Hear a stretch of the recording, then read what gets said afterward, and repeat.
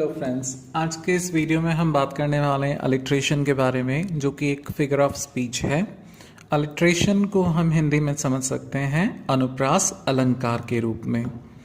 अनुप्रास अलंकार काव्य या पोइट्री की एक टेक्निक है।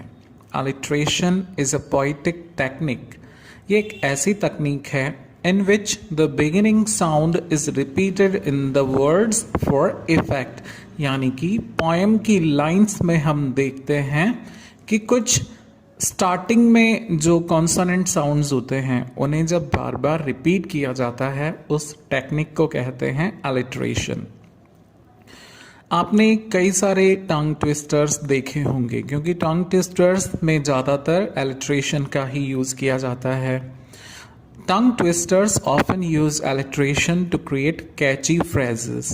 ये इतने आकर्षक phrases बनाने के लिए जो alliteration इनमें यूज़ किया जाता है, आपने कई सारे टीवी में भी देखे होंगे, कई मूवीज़ में भी इन्हें देखा होगा। उसके अलावा अगर हिंदी में हम देखें तो alliteration को आप वहाँ से भी समझ सकते हो। अनुप्रास अलंकार यानी कि किसी भी वाक्य में जब शब्दों के आरंभिक कॉन्सोनेंट साउंड्स को बार बार दोहराया जाता है। जैसे एक बहुत ही फेमस लाइन है फ्रेंड्स, रघुपति राघव राजा राम। तो आप जब इस लाइन को बोलते हैं तो आप देख पा रहे हो कि जो र व्यंजन की ध्वनि है वो आरंभिक अक्षरों के स्टार्टिंग में ही आ रहा है, रघुपति राघव राजा राम में भी। In this figure of speech 2 और मोर वर्ड्स, 2 या 2 से भी ज़्यादा शब्दों का जो आरंभ होता है सेम लेटर या सेम सिलेबल साउंड से होता है। Notice the effect of alliteration as you try to say the following tongue twisters. अब आप एग्जाम्पल्स देखते हैं, यहाँ पे कुछ टंग ट्विस्टर्स आपको नज़र आ रहे हैं, उन्हें आप जब बोलेंगे तो आपको पता चल जाएगा। जैसे पहला एग्जाम्पल आपके सामने है, potatoes peas and pumpkin are green grocers goods. Potatoes, peas and pumpkins are green grocers goods। तो आप नोटिस करेंगे फ्रेंड्स, पोटैटो का पी और पीज का भी पी और पम्पकिन का भी पी, और उसके बाद आ रहा है ग्रीन में जी और ग्रॉसर में जी एंड गुड्स में भी जी आ रहा है। तो फ्रेंड्स ये एक एग्जाम्पल है अलिट्रेशन अलंकार का। सेकेंड एग्जाम्पल आप देख पा रहे हो, this miss is sister Chrysler. तो यहाँ पर हम देख पा रहे हैं कि आपको स्टार्टिंग के लेटर भले ही एक जैसे नहीं मिल रहे हैं, मगर जैसे इज का जो साउंड है वो बार बार रिपीट हो रहा है, यानी सिलेबल बार बार रिपीट हो रहा है। इज, मिस में भी इज, सिस्टर में एस आई, और फिर उसके बाद किसलर में आई एस। तो ये जो एस इस का जो साउंड है फ्रेंड्स, ये बार बार रिपीट हो रहा है। यानी कि या तो स्टार्टिंग के आपके कॉन्सोनेंट्स रिपीट होने चाहिए या फिर आपका कोई सेम सिलेबल साउंड रिपीट होता रहना चाहिए। यही अलिट्रेशन कहलाता है। Alliteration is the repetition of speech sound. Alliteration क्या है फ्रेंड्स? रिपीटेशन यानी बार बार दोहराना स्पीच साउंड को, और वो भी एक ऐसे सीक्वेंस में जो नियर बाय वर्ड्स में हो। The term is usually applied only to the consonants, और ये बात सिर्फ कॉन्सोनेंट के लिए कही गई है। Only when the recurrent sound begins a word. जब बार बार आने वाले शब्द किसी एक शब्द या स्ट्रेस्ड सिलेबल में बने हों और उनका स्टार्टिंग साउंड जो है वो रिपीट होना चाहिए। Alliteration is used only for special stylistic effects।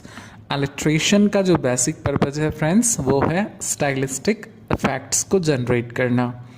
यूँ मान लीजिए टू री इन्फोर्स द मीनिंग, यानी कि आप जो पोएम पढ़ रहे हो, जो भी लाइंस पढ़ रहे हो, उनके अर्थ पर एक एक्स्ट्रा फोर्स देने के लिए ये यूज़ किया जाता है।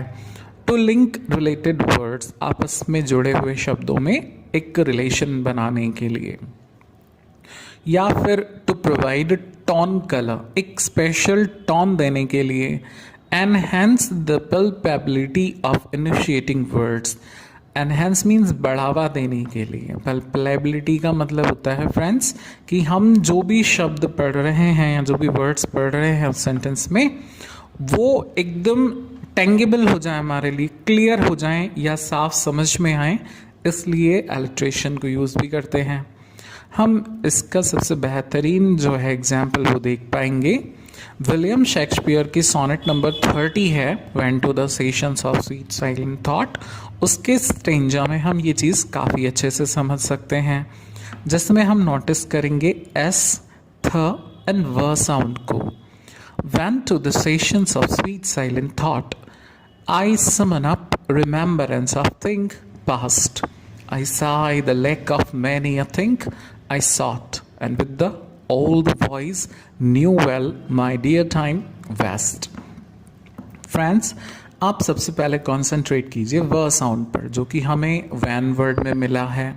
उसके बाद वो जो वर्ड है वापस वेल, विथ एंड वेस्ट में हमें नज़र आता है।